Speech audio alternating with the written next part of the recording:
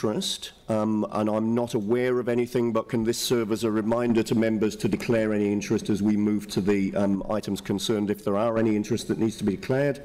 And now we move to the public participation section of the meeting. This is where members of the public have 5 minutes where they may address the council. And I'd like to start the public participation this morning by inviting Glenn Harris, Jill Stevens and Akira Lefebvre of Christchurch Pride to speak to us regarding the upcoming Pride Festival. So if you'd like to come up to the table, please. So welcome. Thank you for joining us this morning. You have 5 minutes to make your presentation to council. Thank you very much. Thank you. My name's Jill Stevens. I am the current chairperson of the Christchurch Pride Committee. I just wanted to come along and speak to you about the events we'll be having in March from the 15th to the 25th to make our community feel inclusive. I wanted to speak a little bit about Christchurch Pride. It's been around in Christchurch since 2005, and it's been a struggle to rebuild the fragmented community since the Christchurch earthquakes. There's 8 people within our community. We are all volunteers. We all work full time. Some of us have children, and we all have other commitments that fill our time as well. As part of Christchurch Pride, we like to bring diversity within the city. So we aim to inspire, we like to educate and celebrate and revitalise the diversity that sometimes is lacking within Christchurch. So over the 15th to the 25th of March, we will be celebrating 11 days worth of Pride within Christchurch. We have 32 events over that time, and Christchurch Pride run a few of them, and we put a few of the other events out to different community groups. So we act as an umbrella to bring people in so that a person can look upon Christchurch Pride and see that there is events that cover all different aspects of life. We have church groups, we have dog walking groups, yoga, and we do also have parties. But I want to specifically speak to you about 3 different events today that will be happening. The first is our opening of Christchurch Pride, which is the art show. This year we'll be holding it in a gallery in Christchurch. It's a time for well-known New Zealand artists along with amateur artists to showcase their work and have the opportunity to sell some work to benefit the community.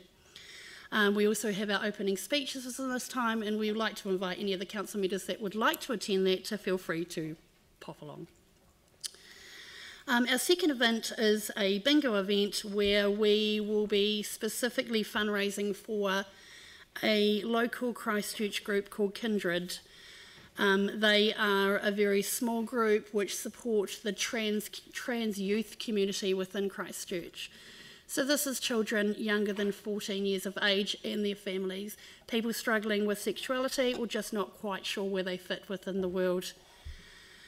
Often these children slip through the loopholes because there isn't a lot of support out there, and to our knowledge there's not anything offered from medical experts.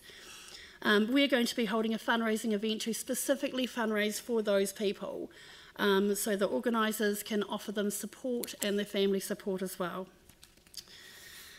The third event I wanted to speak about was a movie viewing by an artist called Welby Innes.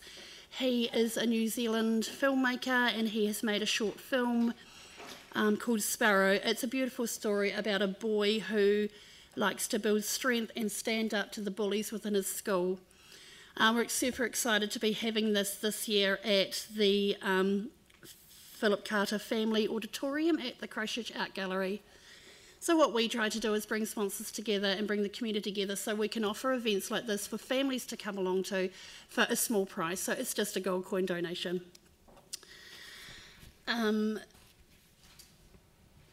We this year have even got an event out in North Canterbury.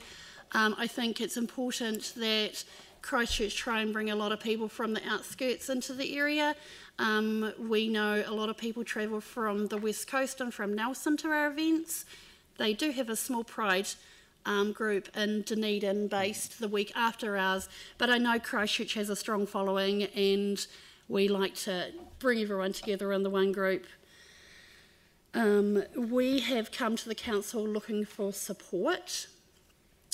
We understand the council is a very diverse place to work, and we would like to show that the Christchurch City Council is behind us as a community group.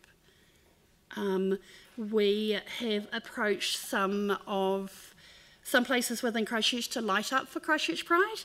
We're having the Isaac Theatre Royal in rainbows. We're also having the Christchurch Casino, and just recently on board is the International Airport.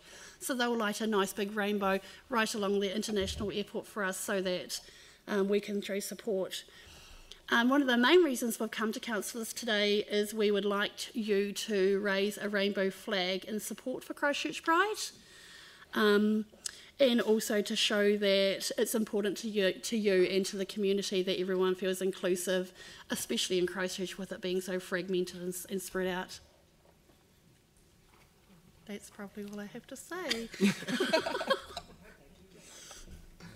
So the request is specifically whether we would be happy to fly the rainbow flag from this building. Yes. As part of your Pride Festival. What are the dates the festival runs from? So the dates for the festival is the 15th of March to the 25th of March. Here's something we prepared earlier. It's a rainbow flag. So flying a flag from our building is actually an operational matter, so it's something I should ask the Chief Executive about. So Carleen, we can make those arrangements? Thank you. So you're right in the sense that this organisation has a great deal of diversity, and council support that we'd be supportive of flying a flag. We need a very large flag though. Oh, I'm sure that we can arrange a much bigger one.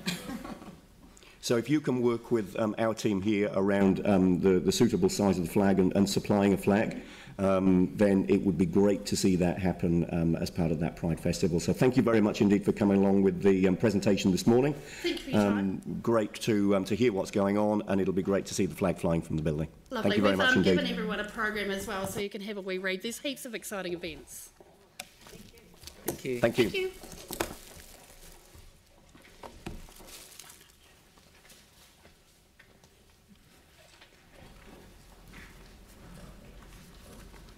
So I'd now like to call Robert Hoffman to the table.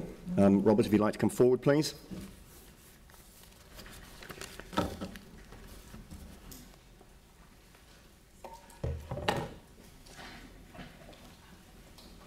Now, the public participation part of the meeting provides for the opportunity to speak for up to 5 minutes on any subject. I have...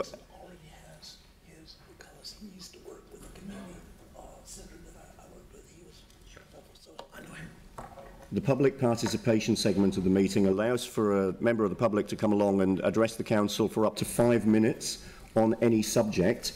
I have a transcript of what's intended to be said, and I'd like to, Mr. Hoffman, draw your attention to our Standing Order 11.2. The chairperson has the discretion to decline to hear a speaker or to terminate a presentation at any time where, and there are a number of sections to that, but a couple of bullet points that, having read the transcript, may be relevant to what you're perhaps intending saying to us. Okay. The speaker is criticising elected members and or staff. The speaker is being repetitious, disrespectful or offensive. And if we get to a point where that's happening within this presentation, I will have no hesitation in stopping the presentation. So I just wanted to give you that guidance to avoid any embarrassment as we proceed. Thank you for that clarification. And you have 5 minutes now to address us. Thank you. Thank you for the clarification, but before I start, I would like to ask, because I've tried to give this a practice that I cannot give it in 5 minutes, so I'm not going to be able to do it anyway in a comprehensible form. If 5 minutes is the limit, then it's going to be just... 5 minutes is the limit. Sorry? 5 minutes is the limit, but if we can reset the clock now at 5 minutes. Thank you. Day before yesterday, I received an email from the Mayor's office advising me that documents I had left at Council on 26th February which were copies of correspondence between Mrs. Sullivan and Mrs. Sherlaw of the Mayor's office, myself, relating to earthquake issues in which I had copied to councillors, Christchurch councillors, had been, quote, collected by the Mayor's office. The reason I felt the need to provide these hard copies is that when I originally sent the emails, I immediately received failure notice on my Yahoo account for each of the Christchurch City Council councillors.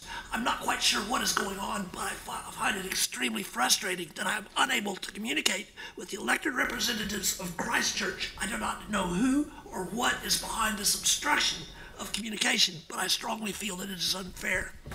I guess I need to tell you why I'm making this effort to communicate when there are powerful forces doing their damnedest to block my efforts. I was up in Golden Bay at the Taco Library when I read a copy of the press, which had an article mentioning that a well-known barrister had made a comment that those responsible for the collapse of the CTV should have criminal charges of negligence, quote, tested in a court of law against them. To date, there has been no testing of criminal charges against those perceived to be responsible for the collapse of the CTV. I immediately knew who they were talking about. After the first week of the Royal Commission of Inquiry, I had the opportunity to attend every single session of the Royal Commission. I was able to watch each and every witness give testimony, except for those who had their testimony read out at the hearing by a lawyer and who did not show up for the Royal Commission in person. Alan Ray was put on the witness stand 4 times. If you wish, you can check it out, as there are videotapes of the testimony of all the witnesses. The reason I attended the Royal Commission sessions is that I wanted to find out what had happened and why in relation to the collapse of the CTV and all the circumstances leading to the tragedy that occurred. I wanted to understand what had happened. I took the opportunity to speak with many of the witnesses during the breaks. I have referred to my conversations with Dr. Priestley, a former lecturer in structural engineering at the University of Canterbury, and William Holmes from San Francisco, who was the peer reviewer of the Royal Commission, in one of my 3 emails on 24th January this year to Mayor Dalzell. I also had a number of conversations with Dr. John Mander from Texas A&M, who is an emeritus structural engineering professor there and a former lecturer in structural engineering at the University of Canterbury. He knows John Hare from Holmes Consulting very well. John Mander's mom, lives in Christchurch, or at least certainly did at the time of the Royal Commission. Each of these people mentioned the fact that they were astounded that the so-called inspections of the CTV were not conducted by structural engineers, and most took less than 20-30 minutes to complete. John Mander's testimony was particularly astute. Check it out. The videotapes should still be available, or it may even be somewhere online. I noticed that some of the lawyers at the Royal Commission did not appreciate Professor Mander's candor at all. I did. Anyway, to cut to the chase, I need to tell you my motivation for wanting to communicate with you, Council. It is my view that it is patently unfair to hound Alan Ray and David Harding. Sure, there were serious deficiencies in the wire mesh connection of the North Core shear wall to the main envelope of the building. There is no question about that. But both of them have made what certainly appeared to me to be genuine apologies. How could they not be contrite about that? When those who placed the placards which provided for, quote, no restriction on use or occupancy of the CTV building have not received so much as a slap on the wrist with a wet bus ticket. It is not fair. It is that simple. Nilgun Kope was the first witness to testify at the Royal Commission. She worked as a counselor at Relationship Services on the top floor of CTV and was there at the time of its collapse. Miraculously, she survived the collapse with only minor bruising lacerations. Her testimony was quite gripping at the Royal Commission hearings. In that testimony, she detailed the efforts that she and her colleagues made to find out if the CTV building had been inspected after the 2010 quakes. She and her colleagues were assured by John Drew, the building manager of the CTV, that it had. Nilgun and her colleagues were not aware of the sham procedure that was effectively in place at that time. Paragraph 4 below details failure of the Christchurch City Council officers to even follow council policy in relation to the rapid level 2 inspections. I strongly believe Nilgun Kope would be an excellent first witness for the prosecution in an action of criminal negligence against Steve McCarthy. Now, that's the point at which I need to stop the presentation. That's the wording I was hoping you weren't going to be using this morning. I will invoke clause 11.2 of our standing orders and ask that the presentation cease at this point. So thank you very much indeed for joining us. You're aware of substantial correspondence between yourself and the Mayor's office on this matter. The Mayor is dealing with the Quake families and will continue to do so. The Mayor has advised that your statement today may not assist in that process, but that her conversations with the Quake families will continue. So thank you for sharing what you've shared this morning, but we cannot allow those sort of comments around staff in this chamber. Thank you.